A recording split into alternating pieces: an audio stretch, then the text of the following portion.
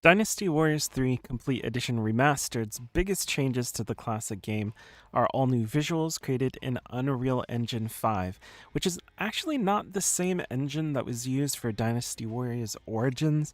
Whether that's a good or a bad thing really depends on what they do with the remaster. Sometimes Unreal Engine 5 feels great, and sometimes it's a stuttering mess, but that's not all they're doing. This is called a complete edition because they're adding the content from Dynasty Warriors 3 Extreme Legends. That means it'll have all of the new scenarios, officers, and weapons from that game integrated into this edition. This is actually a big nostalgia trip for me. Back when Dynasty Warriors 2 and 3 came out, I played a ridiculous amount of those games, especially Dynasty Warriors 3. I especially loved the Wu characters like Zhou Yu and Taishi Tsi, whose names I'm sure I'm completely butchering, but it was a really fun game to just play through, spam that attack button, cut through thousands of enemies, which is what Dynasty Warriors has always been about. And it sounds like the remaster is trying to stay true to that original vision and not change too much in terms of the gameplay, though they have said there will be adjustments. So it'll most likely not feel quite the same as the original, which I think it's fine. If the experience feels more fluid than a PS2 game, I'm not really going to complain too much about that. I never really played through the Extreme Legends version of the game, so that adds an entire new thing for me personally.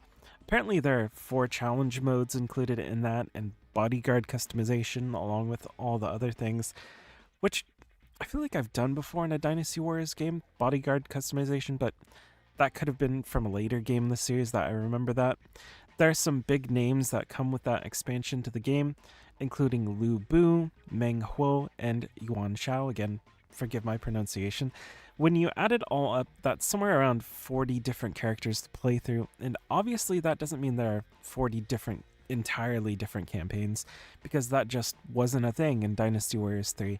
There's a good amount of overlap in the locations that you'll be fighting in for each character, but there's still a ton of content to go through, especially with Extreme Legends being integrated into this.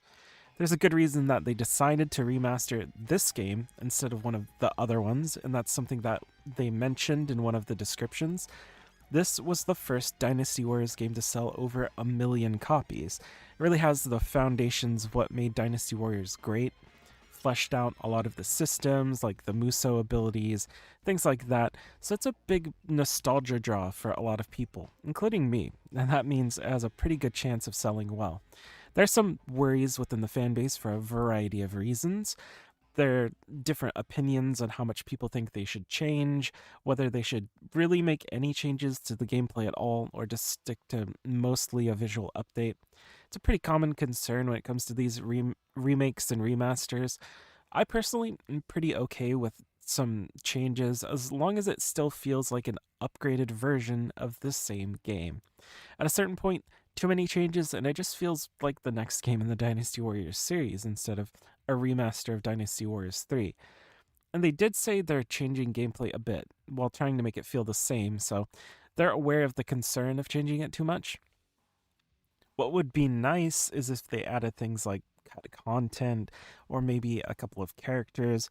Something like that doesn't really detract from it being a remaster and gives people that have already played the game before a reason to play it again. One of the problems could be if they try to hack things up a bit and sell them to us as DLC, which is a real concern because with the Romance of the Three Kingdoms 8 remake, they did add some DLC to it instead of just adding all the content to the game. That's something I'm sure we'll hear about when we're closer to release, but right now, there doesn't seem to be anything that could change in the future, and I would expect there to be something at some point, whether that's cosmetics or something else, because that's been the trend for their games lately. As for the release, it's releasing on March 18th, 2026 for all modern consoles and PC. I do videos on remakes, remasters, and RPGs of all kinds, so if you like that, make sure to subscribe. Thanks for watching.